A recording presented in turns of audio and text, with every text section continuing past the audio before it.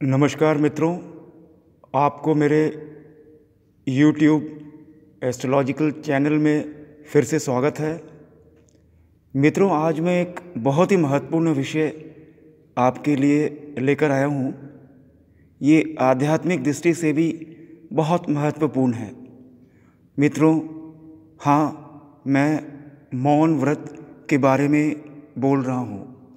मित्रों, भारतीय संस्कृति में सत्य व्रत, सदाचार व्रत, संयम व्रत, एकादशी व्रत, प्रदोष व्रत आदि बहुत से व्रत हैं। परंतु मित्रों, मौन व्रत अपने आप में एक अनूठा व्रत है। इस व्रत का प्रभाव दीर्घगामी होता है। इस व्रत का पालन समय अनुसार किसी भी दिन, तिथि व क्षण से किया जा सकता है। मित्रों, अपनी इच्छाओं व समय की मर्यादाओं के अंदर व उनसे बंधकर किया जा सकता है। यह कष्ट साध्य अवश्य है, क्योंकि आज के इस युग में मित्रों, मनुष्य इतना वाचाल हो गया है कि बिना बोले रह ही नहीं सकता। उल्टा सीधा सत्य असत्य वाचन करता ही रहता है। यदि कष्ट सहकर मौन व्रत का पालन किया जाए तो क्या नहीं प्राप्त किया जा सकता, अर्थात सब कुछ पा सकता है। कहा भी गया है मित्रों, कष्ट से सब कुछ मिले, बिना कष्ट कुछ मिलता नहीं। समुद्र में कूदे बिना मोती कभी नहीं मिलती। जैसे मित्रों, जप से तन की, विचार से मन की, दान से धन की तथा तप से इंद्रियों की शुद्धि होती है, वैसे ही मित्रों सत्य से वाणी की शुद्धि होनी शास्त्रों तथा ऋषियों द्वारा प्रतिपादित है। परंतु मौन व्रत से तन, मन, इंद्रियों तथा वाणी सभी की शुद्धि बहुत शीघ्र होती है। ये एक विलक्षण रहस्य है जो मैं आज आपके सामने प्रकट कर रहा हूँ।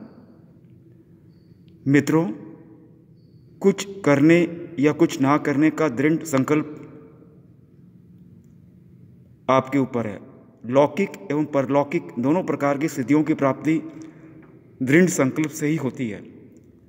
ये संसार भी सत्य स्वरूप भगवान के संकल्प से ही प्रकट हुआ है।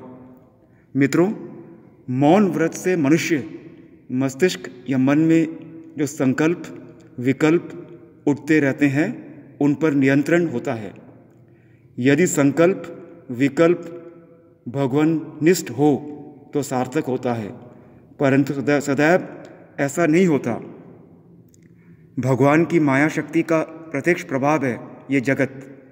मनुष्य इस संसार की महानतम भौतिक उपलब्धियों को प्राप्त करने के लिए ही नाना प्रकार के संकल्प विकल्प करता रहता है। फलतः मन की चंचलता निरंतर बनी रहती है।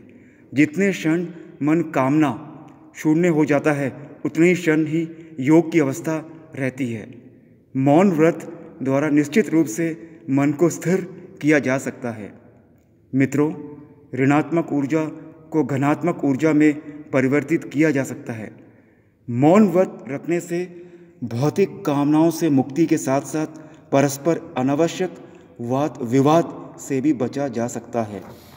राग और द्वेष पर तो विजय मिलता ही है, साथ में आयु भी बढ़ती है।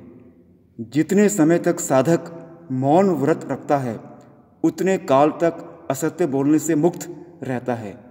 साथ ही मित्रों, मन तथा इंद्रियों पर संयम रहने से साधन भजन में सफलता मिलती है।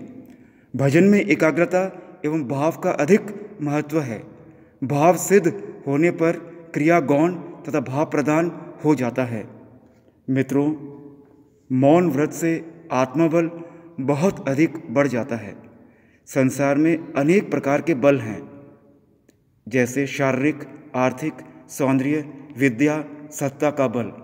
लौकिक दृष्टि से उपर्युक्त सभी प्रकार के बल अपना महत्व रखते हैं, परंतु आत्मबल इन सभी बलों से सर्वोपरि है। अभौतिक और जागतिक सभी प्रकार के उन्नति के लिए आत्मबल की परम आवश्यकता होती है।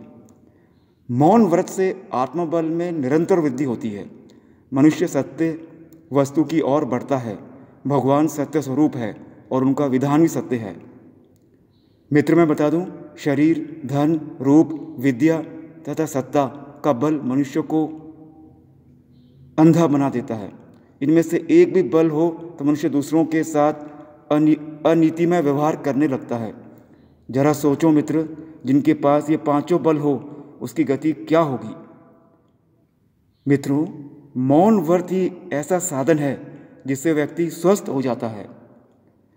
मौन व्रत के पालन से वाणी की कर्कशता दूर हो जाती है, मृदुभाषी का उद्गम होता है, अंतरात्मा में सुख की वृद्धि होती है। फिर विषय का त्याग करता हुआ जीवन के अद्वितीय रस, भगवत रस को प्राप्त करने लगता है। साधक को मौन व्रत के पालन में अंदर तथा बाहर से चुप होकर निष्ठापूर्वक एकांत में रहकर भगवान नाम जप करना चाहिए। ऐसा करने से मित्रों ही आत्मबल में वृद्धि तथा नाम जप में कई गुना सिद्धि प्राप्त होती है।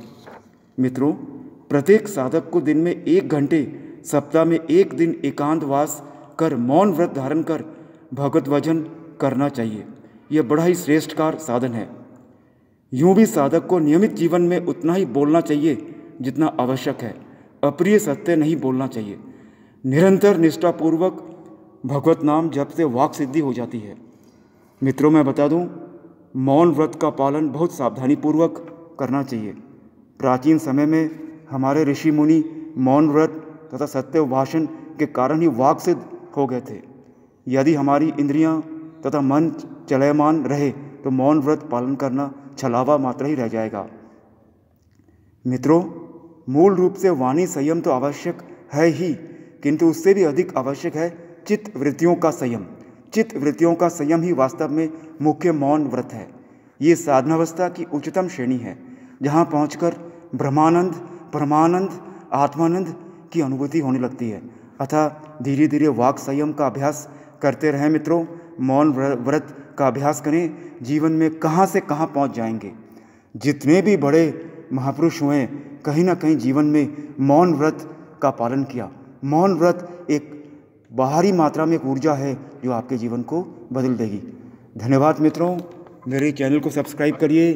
और भी ऐसे विषयों पर मैं आने वाले समय में बोलूँगा। धन्यवाद मित्रों, फिर मिलेंगे।